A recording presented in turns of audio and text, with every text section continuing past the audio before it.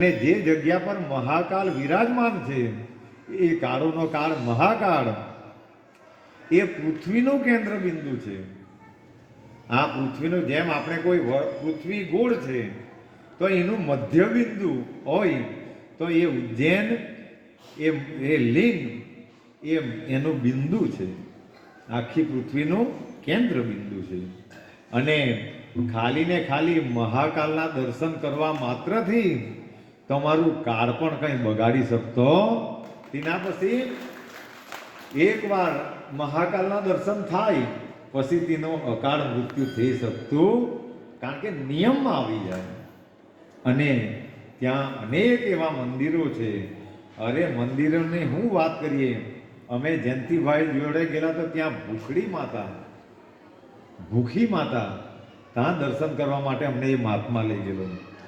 એક એક દેવો કેવા કેવા નામો, પણ એ 3 દિવસમાં તો આપણે 3 સ્થાનકોને પણ નહીં કરી શકીએ. પણ એ ઉજ્જૈનની ભૂમિમાં આપણે એ હરની ભૂમિમાં હરિના પાઠો કરી આવું તો પણ તમારું ને મારું કલ્યાણ જન્મ મરણના ફેરા એ ઉજ્જૈનની ભૂમિ પર આપણે ત્યારે બધા જવું.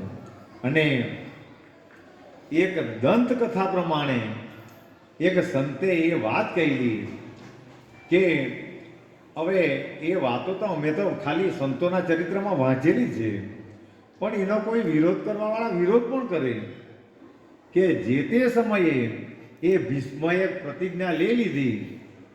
બધા ધ્યાનથી સાંભળજો.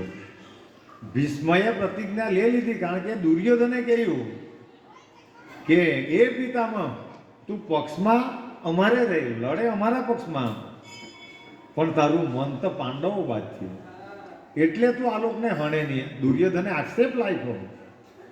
એટલે એ ભીષ્મ પિતાએ દુર્યોધનને એમ કહ્યું કે એ દુર્યોધન, તને જો આ ચિંતા છે ને કે લડે અમારા પક્ષમાં રે તન અમારા બાજુ ને મન કંઈ, આવી જ સંસારમાં કોઈ વાર સ્થિતિ રહે કે કોઈ માણસ રહેતા આપણે બાજુ રહે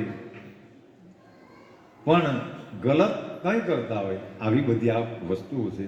આવું કોઈ કરવાની જરૂર નથી, પણ જેની દુર્યોધન જેવી વૃત્તિ હોય તે આવા બધા કાર્યો કરે. એટલે ભીષ્મ પિતાએ એમ કહ્યું કે તને જો આ ચિંતા સતાવતી હોય તો કાલનો સૂરજ કાલનો સૂર્યાસ્ત અર્જુન નહીં જોઈ.